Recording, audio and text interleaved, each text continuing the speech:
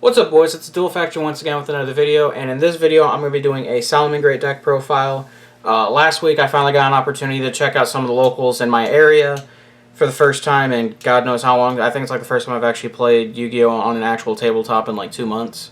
And that same week, the Pro Player Invitational had just concluded, and one of the more interesting deck lists that came out of it, because we knew Spiral was going to be popular, but one of the more interesting deck lists that came out was Joe Bogley's Salamagreat deck list. So this build is more or less his list. All I did was just make the changes that he said he would do in his deck profile, and I think it performed really well. Arguably, there are some things that I would change now after playing it myself, but I did enjoy playing it. It was a lot more interesting than I thought it'd be. I'm convinced that no deck in the format's going to outgrind it, that's for sure, I think. And I think in that case, if you can get past the initial like turn 1 and turn 2, that's where the deck starts to really shine, and it gets a lot better as time progresses. But enough about that.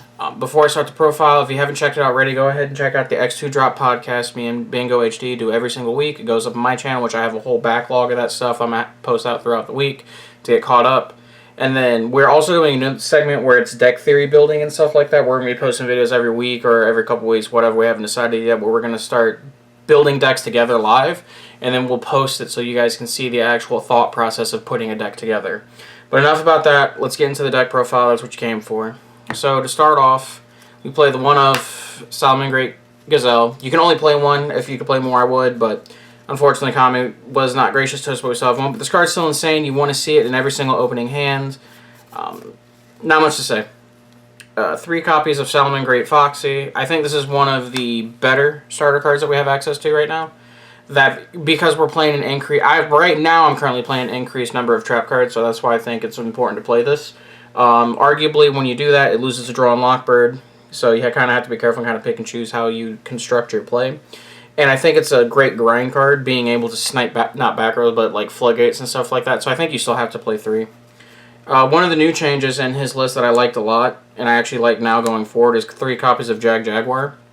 So we don't have access to Mirage Style anymore, so you can't just tutor it out of the deck like you used to.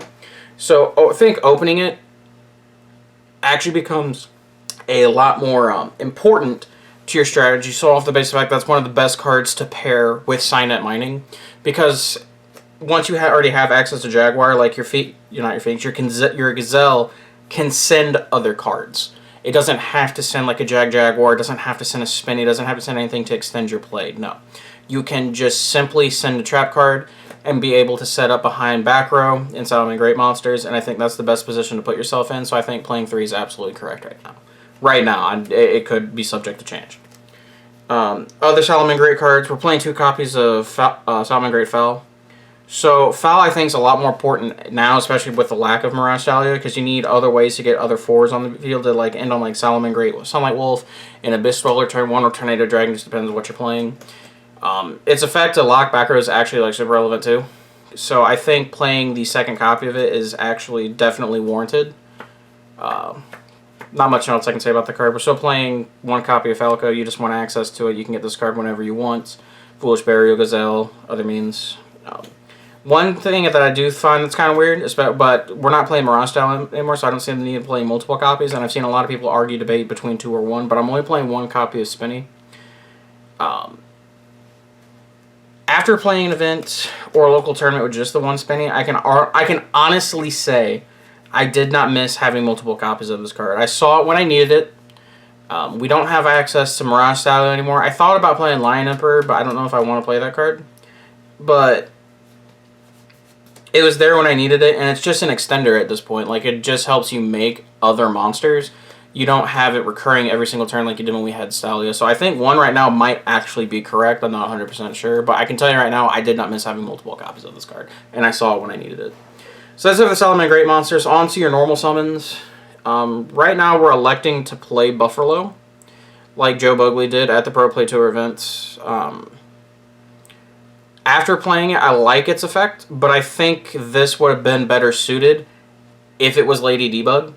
Arguably, both cards lose to Draw and Lockbird, but this card, in a sense, you still get access to your Salamagreat Sanctuary by these 2 card effects.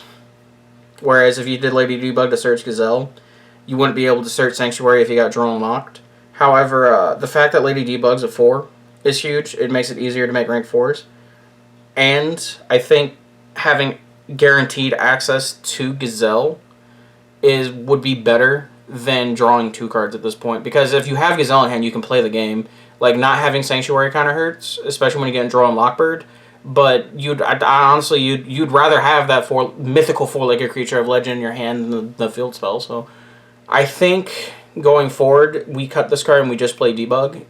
Or we might play both. I'm not 100% sure. But I think right now the correct move, if you're only going to play one, I think the correct one is to play Debug going forward. Hand Traps, 3 Ash Blossom.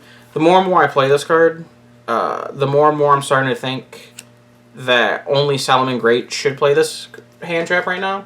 Just because it confuses them, because you can add it back with Sunlight Wolf. But other than that, like if you're playing a generic in other decks, I think we might have to start cutting it. Because I don't think it's as impactful as a lot of people think it is. Because there's just so many extenders. That's why I think the problem is with Ogre too. There's just so many extenders in Yu-Gi-Oh! That I'm starting to think this card's starting to phase itself out. But I'm not 100% sure, but we're still playing it. And we're definitely going to play it in this deck because of how much we can abuse it. Draw and Lockbird, I think this is by far the best hand trap, especially if you're going to a local that's littered with Spiral, which is one I went to, was littered with Spiral. And I opened this card every single game, and we won because of it. But the card's super high impact. If you're going to an event, I would definitely main deck it. At a local level, I don't know, unless you know your local's littered with Spiral. And seeing as a lot of my locals are in the southern part of Illinois and the tip of Missouri now, there are a lot of competitive Spiral players around here, so I thought it was a good call. And then the last hand trap I played, we didn't play Fantastical Dragon Phantasmate in the main deck. We played in the side, but I played 2 Ghost Ogre and Snow Rabbit. Me and John are having like a big debate about this card right now. He thinks it's super high impact. I don't think it's high impact at all. The reason I say that is the last time when I took it to this locals, I played it because I thought it was really good against Spiral. But it's the same problem with like Ash Blossom, whereas I don't think it's high impact enough because I would Ogre him at what I thought were like good choke points in the combo. However, they just had enough resources and gas in the graveyard or in hand that like this card just does. I don't think it does enough. I think it's great paired with Dweller, but if you don't have access to Dweller, I think this card's just mediocre. I could be wrong. That's just my experience playing it so far, but I don't know. A lot of things could change. But that was the hand trap lineup that I played. This time, like I said, this won't be the last time you see this profile. I think I'm going to keep updating it and giving you guys changes on that. But that was the monster lineup. On to the spells. The best spell card, I think, in the deck by far is 3 copies of Will of the Salamagreat. This card was insane for me. Like, unless you play through hand traps, you get back 3 monsters, and then like the following turn, if like your opponent can't stop it when you have Sunlight Wolf on the field, you just send it off by targeting Sunlight Wolf. Target 2 monsters, add it back with Sunlight Wolf, make Boral Sword, any normal summon, and that's game. Like, this card's insane. Like, I think right now, especially now, I think you should be playing 3 of it. And then I played the 2 Salamagreat 1-ofs and the Circle and the Sanctuary. Thankfully, I didn't open Sanctuary at all. I did not see Salamagreat Circle as much as I would like to, but it's a 1-off, so you kind of have to go with that, but you have to play him. 3 copies of Cyanite Mining. Every time you see this card in hand, you're probably in a winning position. You're really in a winning position if it resolves, especially with like Jaguar and stuff like that. But yeah, like it's just more copies of Gazelle. 3 copies of Desires. I just want to see more cards in my opening hand. Notably, twice it happened to me where I drew into Desires off Desires, and then there was one game where I opened 2 Desires activate and drew the 3rd. So that was just unfortunate, but I still think you 100% should play through this card. They'll make fun of mine because they're on ulti. But I definitely think you should play 3 of this card. I mean, that additional card in your hand actually makes all the difference. And then the last one-ofs are 1 Foolish Burial and 1 Upstart Goblin. 39 card deck. 36 technically if you count it with Desires. And Foolish just gives access to a lot of cards in your deck that you could use. So there's that. And then onto the trap cards. We play the exact lineup that Joe Bugley played is 3 Rage and 2 Roar. Arguably, I think 5 traps is too much. And I think 3, 2, or 1 is too little. I think 4 is the perfect number. That being said, I don't know if I'm going to cut it down to 1 Roar and 3 Rage or if we're going to go the 2-2 split. There are cases where I think Roar is better in certain situations, especially like post games 2 and 3. But I think Rage game 1 is like so crucial that I think I just want to play 3 of it, just the 1 Roar. It'll require a little bit more testing, but right now I think the perfect number of traps to play in the deck right now is 4. I could be wrong in that one, but I think the perfect number is 4. But that was the spell and trap lineup for the deck. The main deck's 40, 36 if you count the draw cards, or whatever Yu-Gi-Oh! Logic we just had to go with on that one. Onto the extra deck. We played 3 copies of Banelinks. There's not much to be said about... Honestly, there's not much to be said about the Link lineup for Salamagreat. I think we've come to the conclusion of the standard deck that you need to play. So it's 3 Banelinks, 3 Sunlight Wolf, and 2 Heat Leo. Like I said, there's not much to say about this. Like, Sunlight Wolf's like probably one of the best Link monsters created. Heat Leo clears cards and allows for OTK potential, and Banelinks is your starter card. And then something that I took from both these lists is we are playing Pyro Phoenix. Notably, being able to nuke the board does come up. I can't believe I actually said that, but it does come up. But after playing it, I might cut it for more generic cards in the list, but I'm not 100% sure. But for now, we're playing the Pyro Phoenix, and I liked it when we did play it. And then for the actual generic Link monsters, 1 Nightmare Phoenix, 1 Hida, and 1 Boral Sword. These are staple in Salamagreat, where I know that. Boral Sword's not really staple, but with Will of the Salamagreat and stuff like that, like, it comes up, like, you need a way to kill your opponent, especially if you're not playing the transcode combo, and I think this is one of the better ways to do it.